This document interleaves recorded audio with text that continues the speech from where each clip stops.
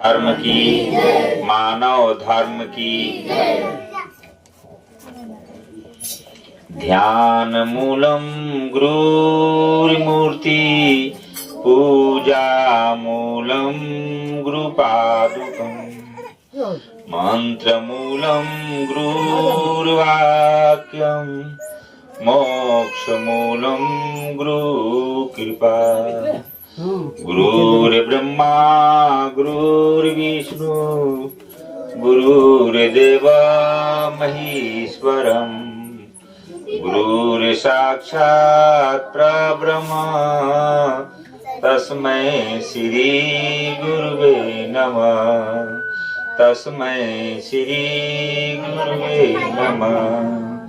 प्रेम से बोलिए सद्गुरुदेव महाराज की।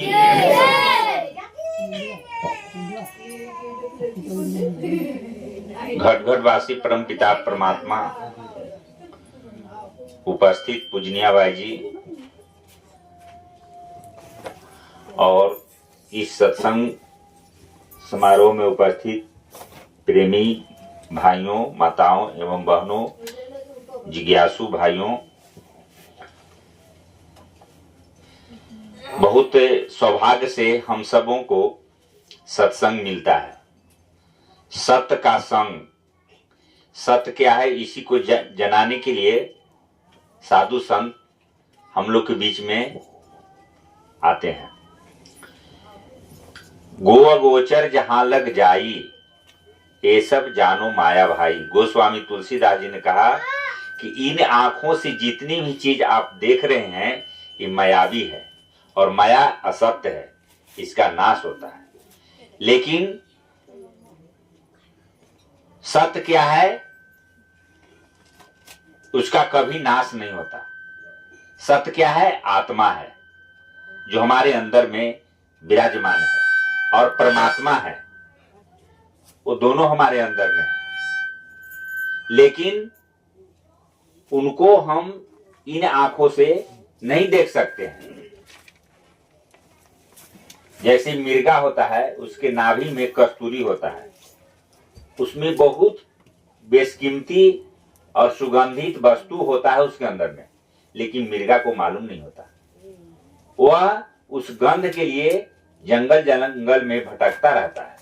उसे यदि मालूम हो जाए कि हमारे अंदर से गंध आ रहा है तो बैठकर वहीं अपना गंध लेता रहे।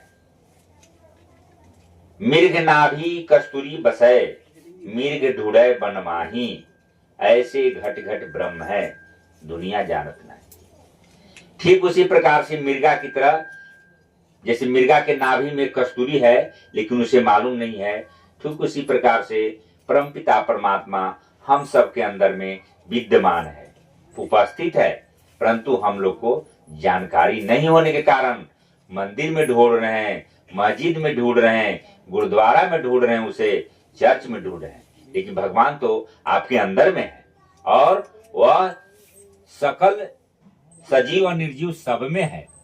तभी तो प्रहलाद ने कहा कि हम में राम तुम में राम, हम में तुम में खड़क खम में, सब में व्यापत राम। परमात्मा जो है हमरों में है, खंभा में भी। एक खंभा क्या है, वो निर्जीव है। कहने का मतलब हुआ कि परमात्मा सजीव और निर्जीव दोनों में विद्यमान है, कण कण में और घट घट में है परमात्मा। उसी को जनाने के लिए सदगुरुदेव महाराज जी धराधाम पर आते हैं। क्योंकि यह संसार क्या है, नाश्वर है। एक दिन हम सब इस संसार को छोड़कर चले जाएंगे, और जाने के बाद जब हमारा जब कर्म अच्छा रहेगा तो परमात्मा के धाम में स्थान मिलेगा। कर्म अच्छा नहीं रहने से 84 लाख मृत योनि में आना पड़ेगा, और इस रूप में नहीं आना पड़ेगा। मनुष्य शरीर बहुत कठिन परिश्रम से हम लोग को साधना के द्वारा यह प्राप्त हुआ है। 84 लाख योनि में भटकते भटकते परमपिता परमात्मा ने हम सब पर दया किया तो यह मनुष्य शरीर दिया। अगर ये शरीर से छूट गया तो दोबारा फिर नहीं मिलने वाला है। जैसे पेड़ से पत्ता गिरता है तो फिर दोबारा उस पेड़ में नहीं लगता है, दूसरा पत्ता लगता है ना। ठीक उसी प्रकार से हमारा शरीर छूट जाने के बाद, ये आत्मा निकल जाने के बाद इस शरीर को जब त्याग देगा तो पुनः इस शरीर में नहीं आने वाला है। क्यों? आत्मा जो है जैसे पुराना कपड़ा हम पहनते पहनते जब वो फट जाता है तो उसको हम फेंक देते हैं, फिर दोबारा नहीं लगाते हैं, इसके जगह पर हम नया कपड़ा खरीदते हैं। आत्मा वैसे ही करती है। नैनम छिद्रंती शास्त्राणी, इसको शास्त्र नहीं छेद कर सकता है। नैनम दहती पावक, उसको हवा आग जो है नहीं जला सकता। न सोसती मारुता, उसको हवा भी नहीं सुखा सकता है। किसको? आत्मा को, क्योंकि यह अजर अमर अविनाशी है।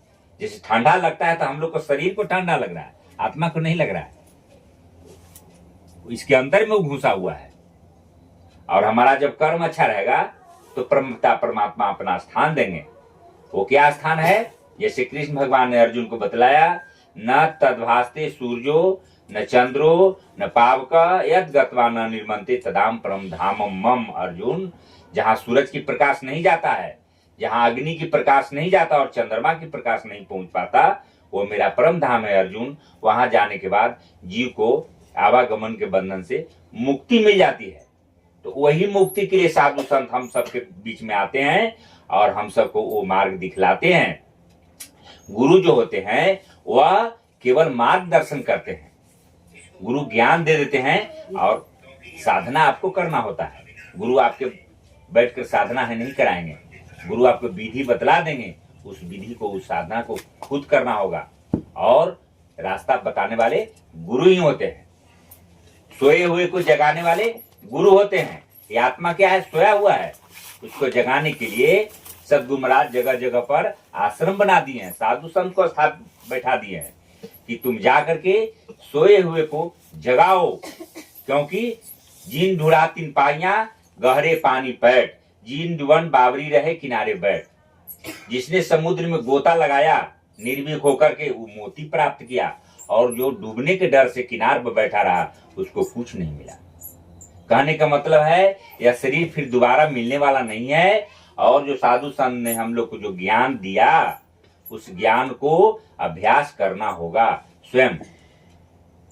वो अभ्यास के द्वारा हम लोग जितना अभ्यास करेंगे